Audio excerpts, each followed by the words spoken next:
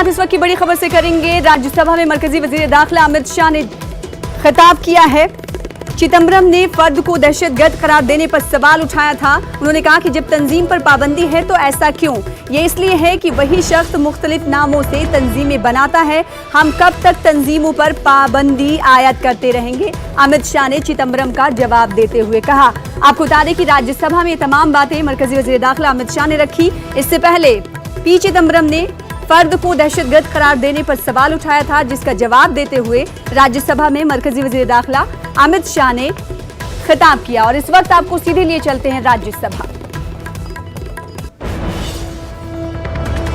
Make it absolutely clear on behalf of the Congress Party, we are not opposing all the provisions of this amending bill. Right. We are accepting most of the provisions. We are opposing only two provisions, Clause 5 and Clause 6. And why we are opposing also, I explain, and I wish the Honourable Prime Minister will clarify that. Thank you. When you want to name an individual, when will you name the individual? At what stage will you name an individual? Right. Because the section says if the central government believes he is involved in terrorism.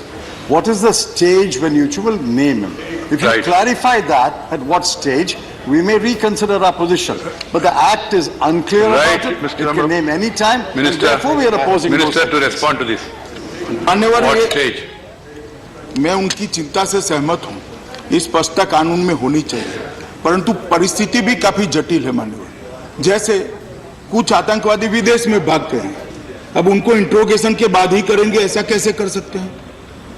अगर ऐसा करेंगे तो फिर हाफिज सईद को नहीं कर पाएंगे हम, भले यूएन कर दे। दाऊद इब्राहिम को हम नहीं कर पाएंगे, भले कोई यूएन कर दे। तो आमतौर पर जब तक वो उपलब्ध है, इसकी सघन पूछताछ करने के बाद, साक्ष्य जुटाने के बाद ही करेंगे। मगर वो व्यक्ति कोऑपरेट ही नहीं कर रहा है तो फिर हमारे पास कोई और रास्ता नहीं बनता है। सर्कमटेंशियल एविडेंसेस और बाकी के स्टेटमेंट्स को देखते हुए इस पर निर्णय करना पड़ेगा। एक स्पष्टीकरण चाहता हूं। बड़े लंबे समय से जो हमारा क्रिमिनल जस्टिस सिस्टम है, उसकी बहुत बड़ी खामी है। वो इन्वेस्टिगेशन और प्रोसिक्यूशन में दुनिया भर में फर्क रखा जाता है कि जो जांच करते हैं वही बाद में प्रोसिक्यूट नहीं करते। भारत में ये अभी नहीं हुआ, पुरानी समस्या है।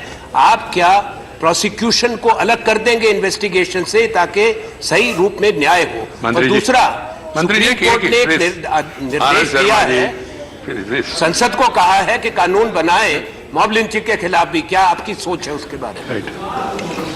मान्यवर, जो बिल के संबंधित सवाल है इसका मैं जरूर जवाब दूंगा। इन्होंने कहा कि प्रोसिक्यूशन एजेंसी को और इन्वेस्टिगेशन एजेंसी को अलग करना चाहिए।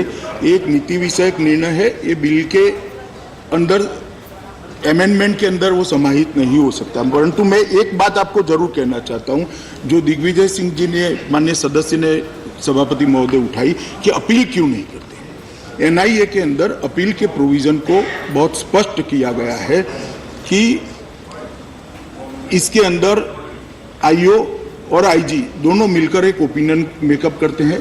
बाद में जो लॉ ऑफिसर केस आर्ग्यू किया, इसका ओपिनियन आता है। ये दोनों के ओपिनियन आने के बाद भारत सरकार के लॉ ऑफिसर का इंडिपेंडेंट ओपिनियन लिया जाता है और बाद में डायरेक्टर लेवल पर निर्णय होता है। इसमें सरकार की कोई भूमिका कहीं पर भी नहीं। Right. Sri Vaiko, Sri K.K. Rakesh, Sri Stil Shiva had moved amendments for reference of the Unlawful Activities Prevention Amendment Bill 2019 as passed by Lok Sabha to a select committee of the Rajya Sabha. These amendments will be put to vote of the House one by one before taking up class by class consideration.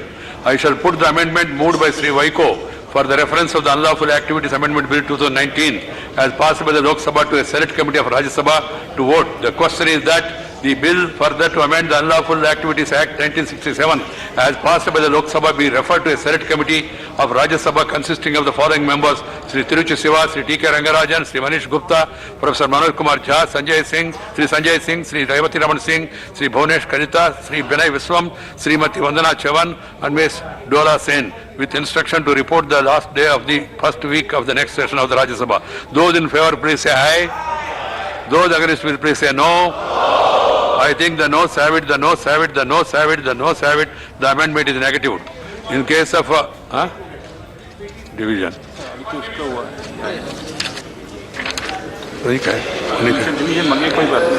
Division. Division. Please, lobbies. Lot to be cleared.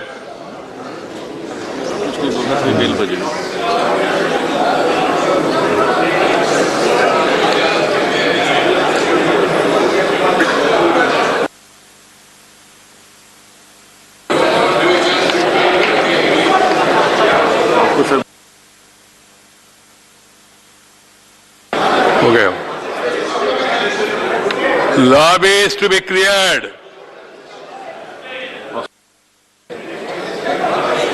ये महिला कौन है?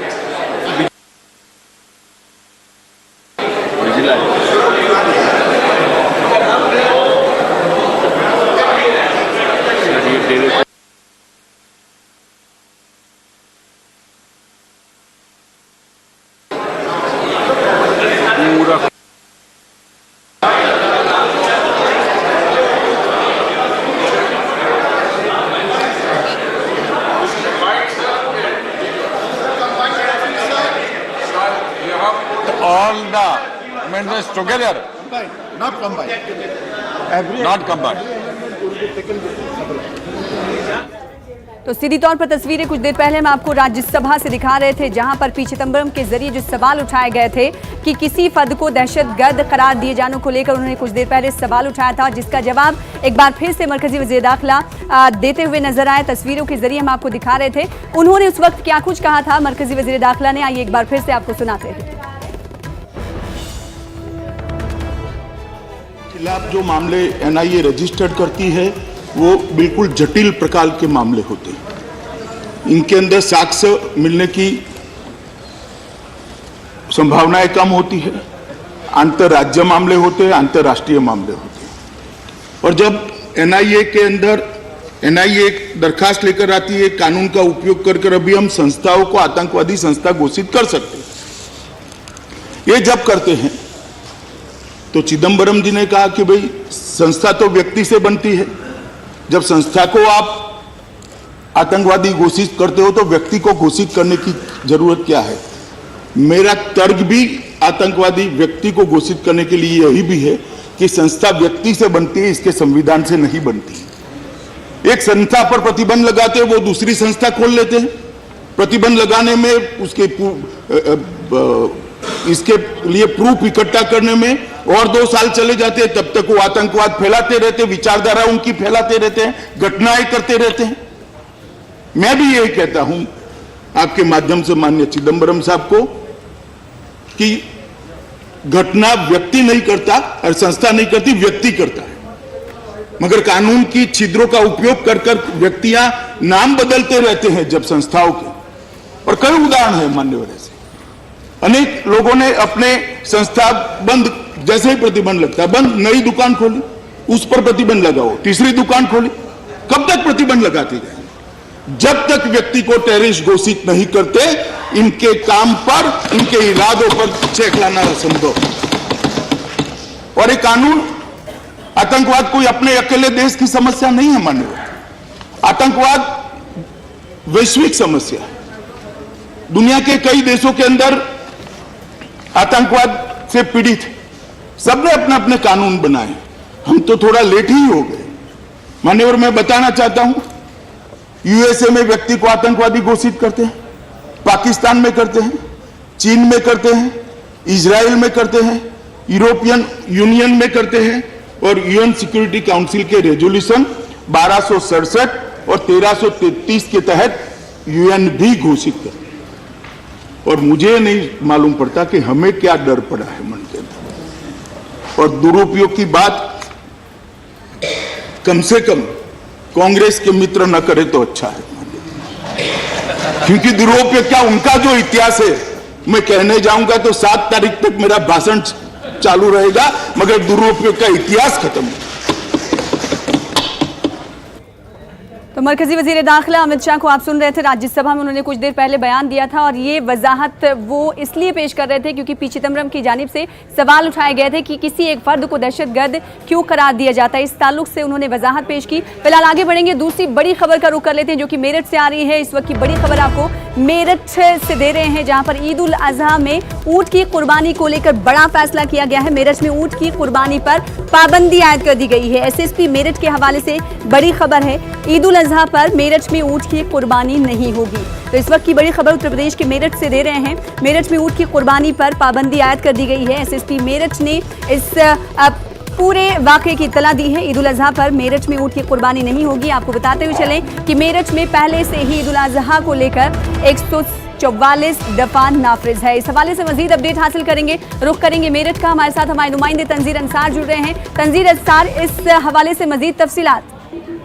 जी देखिए, जिस तरह से ये खबर आई है सामने कि मेरठ एसएसपी ने ये जो है हुक्म जारी किया है कि ऊंट की कुर्बानी नहीं होगी और जो अगर ऊंट फरोख्त करेगा या अगर कुर्बानी के लिए खरीदने वाले, दोनों पर कार्रवाई की जाएगी। इस हवाले से ये खबर रात से गश्त कर रही थी, लेकिन क्योंकि कंफर्म नहीं थी ये खबर, और उसके बाद जब हमने सुबह एसएसपी से खुद बात की इस मामले में, तो उन्होंने बाइट देने से इसलिए मना किया कि अभी वो शासनादेश पढ़ लें पूरा, उसके बाद फिर इस ताल्लुक से बात करेंगे।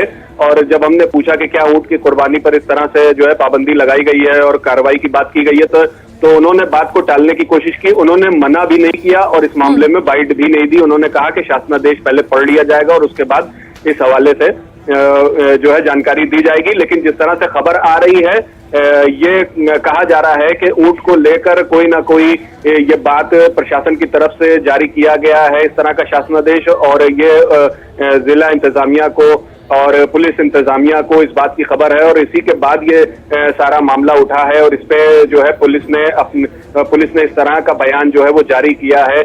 कुछ न्यूज़पेपर्स को भी इस तरह का बयान जारी किया है। लेकिन अब एसएसपी बात करने से भी इस मामले में बच रहे हैं और डीएम से जब हमारी बात हुई तो डीएम ने भी इस मामले में कुछ भी कहने से वो भी बचते रहे। उन्होंने सिर्फ यही कहा कि जो परंपरागत तरीके से रिवायती अंदाज में पहले से चीजें चली आ रही थी वो होंगी, लेकिन कुछ अलग तरीके से कुछ करने नहीं दिया जाएगा। क्या इससे पहले भी ईद उल अजहा जब होता रहा है, तो क्या इससे पहले भी इस पर पाबंदी थी?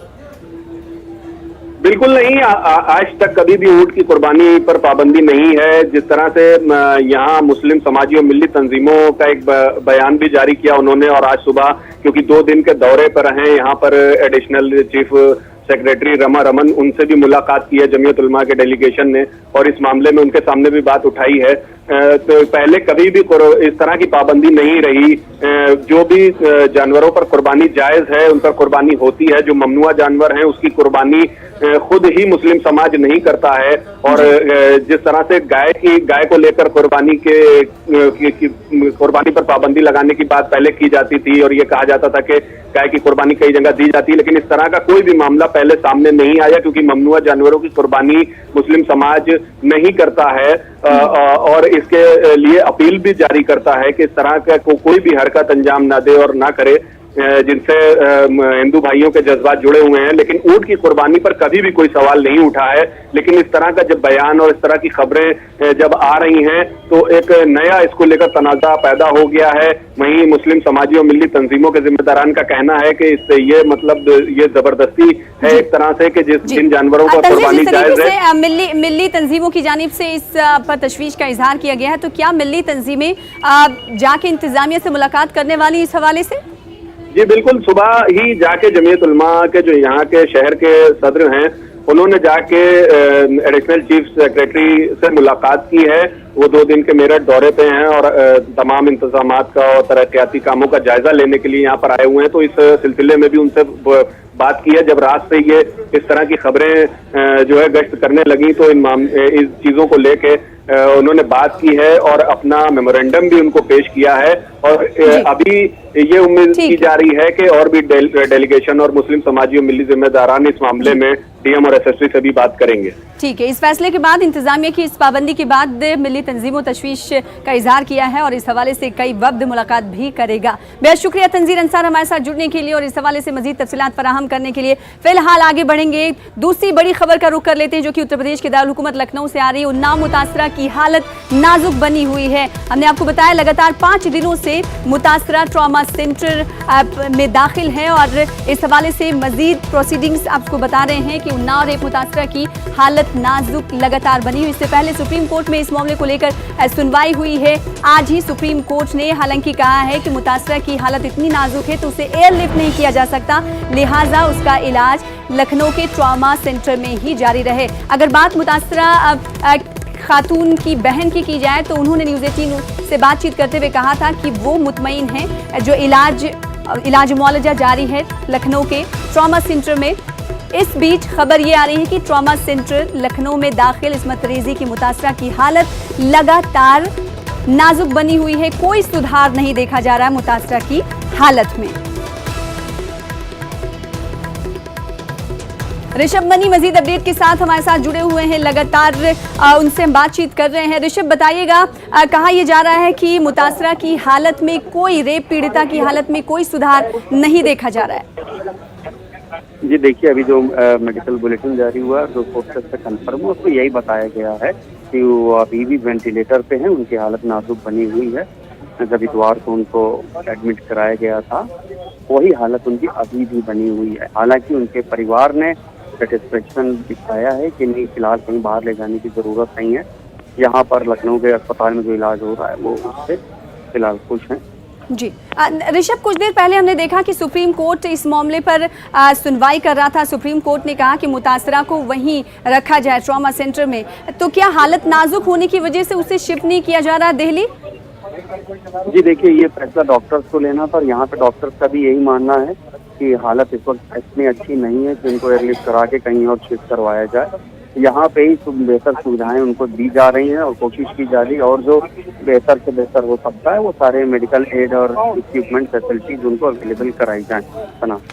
बेहद शुक्रिया ऋषभ हमारे साथ जुड़ने के लिए और इस हवाले से मजीद तफसीलात फराहम करने के लिए। तो मुतासरा की हालत लगातार नाजुक बनी हुई है। गुज़िश्ता 5 दिनों से इस खबर पर हमारी नज़र बनी हुई है और मुतासरा की हालत में कोई सुधार नहीं देखा जा रहा। फिलहाल आगे बढ़ेंगे और बड़ी खबर का रुख कर लेते हैं जो कि दिल्ली से इस वक्त आ रही है। दारुल हुकूमत दिल्ली से बड़ी खबर आपको दे रहे हैं।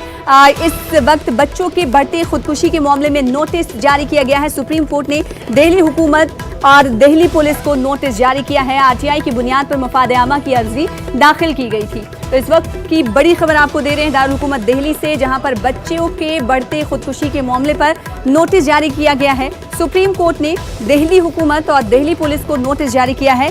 एक आरटीआई की बुनियाद पर मफाद आमा की अर्जी दाखिल की गई थी, जिसके बाद सुप्रीम कोर्ट ने नोटिस जारी किया है दिल्ली सरकार को और दिल्ली पुलिस को।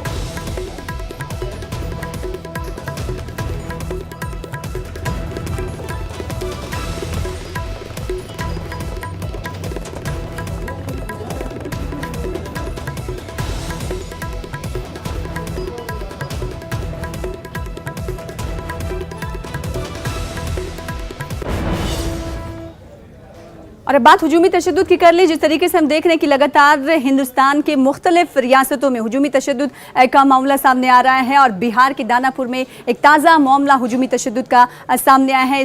की तफसीलात हम आपको बताते हुए चले कि जहां नसरीगंज में बच्चा चोरी के इल्ज़ाम में मकामी लोगों ने एक नौजवान को खूब पीटा। इत्तला मिलने के बाद पुलिस पहुंची और मुश्तइल हुजूम ने नौजवान को बचाया। आपको बता दें कि बिहार में बच्चा चोरी के इल्ज़ाम में मॉब लिंचिंग के वाक़यात में लगातार इजाफा देखा जा रहा है। पटना, आरा और सासाराम में ऐसे वाक़यात सामने आ चुके हैं।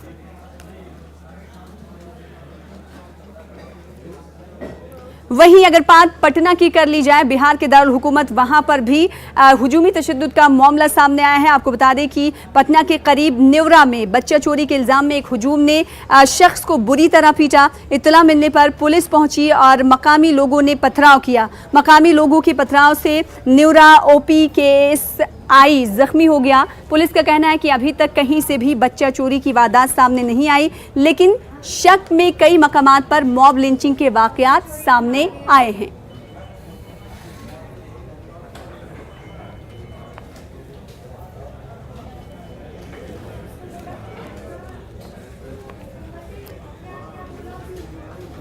और बात केरला की करेंगे। केरला में दहशतगर्द तंजीम दाइश में भर्ती के मामले में सुप्रीम कोर्ट ने यास्मीन मोहम्मद ज़हदरी को मुजरिम करार दिया है। जस्टिस यूयू ललित और जस्टिस इंदु मल्होत्रा ने ताज़ीरात हिंद की दफ़ा 125 और इंसदाद गैर कानून सरगर्मियाँ की दफ़ात 38, 39 और 40 के तहत यास्मीन को 7 साल कैद बामशक्कत की सज़ा सुनाई है। अदालत ने NIA की खुसूसी अदालत के इस सिलसिले में फैसले को बहाल रखा है।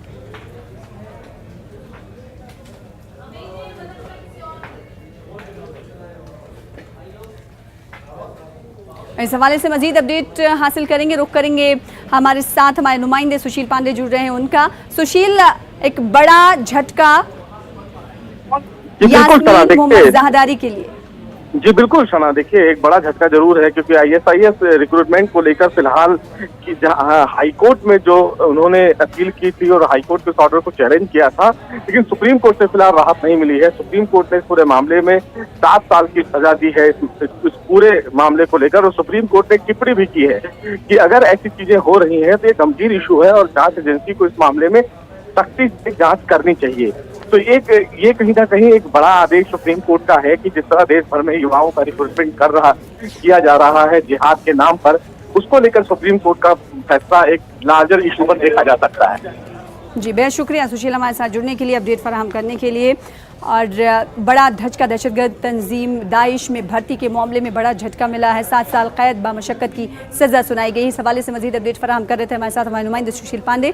फिलहाल आगे बढ़ेंगे और मालेबग गाँव की बात करेंगे। मालेबग गाँव बम धमाका मामले को लेकर आज सुनवाई हुई है। इस सुनवाई में क्या कुछ अहम खास बातें रही आपको बताते हुए चले कि मुलजिम लेफ्टिनेंट कर्नल प्रसाद पुरोहित की अर्जी पर यह समाअत हुई है। बॉम्बे हाई कोर्ट ने 2 हफ्तों के लिए समाअत मुलतवी कर दी है। NIA से मुकदमे के ताल्लुक से कर्नल पुरोहित ने गवाहों के असल बयानात की कॉपियां मांगी हैं। इन्होंने बंद कमरे में समाअत की भी दरखास्त की है।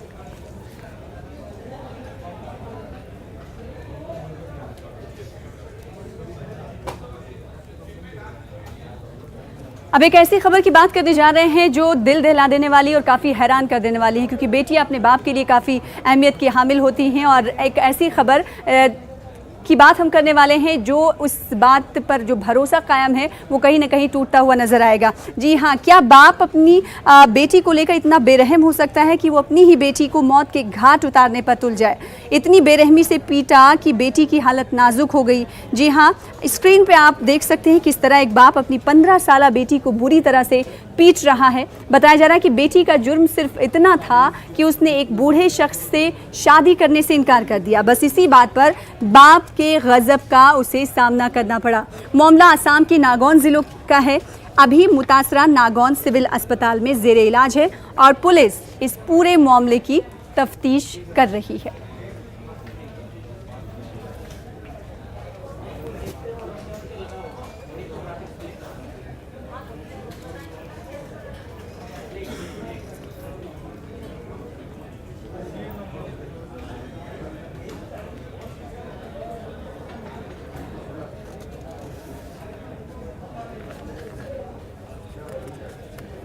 तो आसाम की नागौन से इंसानियत सोज वाकया आपको हम दिखा रहे हैं तस्वीरों के जरिए आप देख सकते हैं किस तरह से एक बाप अपनी बेटी को पीटता हुआ नजर आ रहा है। और सिर्फ ये पिटाई इसलिए हो रही है कि इस बेटी ने एक बूढ़े शख्स के साथ शादी से मना कर दिया, जिसके बाद बाप का गजब और कहर बरपा बेटी पर देखा जा सकता है। कश्मीर की बात कर लेते हैं। कश्मीर की कश्मीरियत को लेकर हमेशा मिसाल दी जाती है। कश्मीर की बाशिंदा हैं याना मीरचंदानी, जिन्होंने इत्तेहाद और इत्तफाक के हवाले से अहम वीडियो जारी किया है। ये वीडियो हम आपको दिखाएंगे। याना मीरचंदानी का ये वीडियो सोशल मीडिया पर खूब वायरल हो रहा है। तो आज की वीडियो में मैं कुछ ऐसा करने वाली हूँ जो शायद आपको थोड़ा सा स्ट्रेंज लगे, लेकिन please wait for the message. Okay, so here goes. औज़ुबिल्लाहि मिनश्शैतानिर्रजीम, बिस्मिल्लाहिर्रहमानिर्रहीम। अल्लाहु ला इलाहा इल्ला हुवल हय्युल क़य्यूम, ला ताख़ुज़ुहु सिनतुन व ला नौमुन, लहु मा फ़िस समावाति व मा फ़िल अर्ज़ि, मन ज़ल्लज़ी यशफ़अउ इंदहु इल्ला बिइज़्निही, यअलमु मा बैना अयदीहिम व मा ख़ल्फ़हुम व ला युहीतूना बिशैइन मिन इल्मिही इल्ला बिमा शाअ, वसिअ कुर्सियुहु समावाति वल अर्ज़ व ला यऊदुहु हिफ़्ज़ुहुमा व हुवल अलिय्युल अज़ीम। टेक 2। कर्पूरगारं करुणावतारं संसारसारं भुजगेन्द्रहारं सदा वसन्ति हृदा वृन्दे भवं भवानी सहितं नमामि। ॐ त्र्यम्बकं यजामहे सुगन्धिं पुष्टिवर्धनम् उर्वारुकमेव बन्धनात् मृत्योर्मोक्षमामृतात्। So what did I just do? Did I remember two different gods at one time? No. What I did was I remembered one God in two different ways. So what am I trying to say here? I'll give you one more example. Okay, एक घर में दो बेटे हैं, एक को engineer बनना है, एक को डॉक्टर बनना है, लेकिन उनका बाप तो एक ही है और उनका घर भी एक ही है। तो उनका बाप क्या चाहेगा? उसको कोई पड़ी नहीं है कि उसका कौन सा बेटा डॉक्टर है और कौन सा इंजीनियर। वो सिर्फ ये चाहता है कि उसके दोनों बेटे रजामंदी से रहे, खुशहाली से रहे, दोनों की आपस में बने, दोनों आपस एक दूसरे की ढाल बन के रहें, यूनिटी में रहें। That is what a father wants. So that is what the almighty father also wants. He does not care कि आप 5 टाइम नमाज पढ़ो या 5 टाइम शिवलिंग पे दूध चढ़ाओ। He does not care. He just wants कि उसके बंदे एक दूसरे को हर्ट ना करें, एक दूसरे को तकलीफ ना पहुंचाएं और प्यार से एक दूसरे के साथ रहें। So please maintain the unity friends.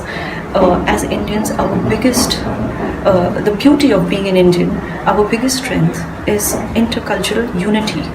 So preserve that. और इस वक्त की बड़ी खबर का रुख कर लेते हैं। कुलभूषण जाधव के कौंसलर एक्सेस के मामले में इस वक्त की बड़ी खबर आ रही है। आपको बता दें कि हिंदुस्तान ने मौक़िफ़ अपना रखा है। हिंदुस्तान ने कहा है कि कौंसलर एक्सेस जो दिया जाएगा वो शर्तों के साथ हो। हिंदुस्तान का कहना है कि बिना रोक टोक कौंसलर एक्सेस मिले, खौफ से आज़ाद माहौल में ये एक्सेस पाकिस्तान फराहम करे। आपको बता दें कि कुलभूषण जाधव का ये मामला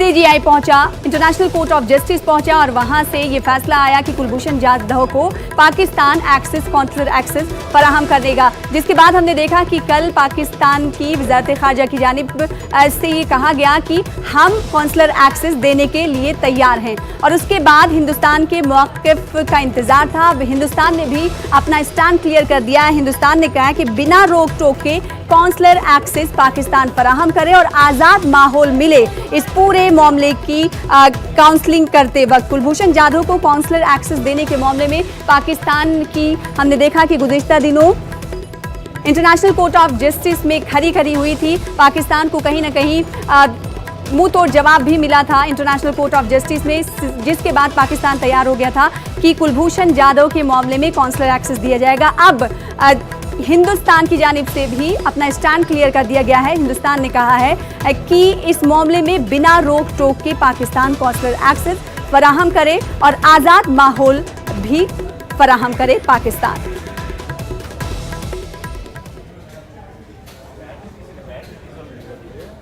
तो न्यूज़ रूम से फिलहाल इतना ही। दीजिए मुझे इजाज़त। देखते रहिए न्यूज़ 18 उर्दू। आदाब।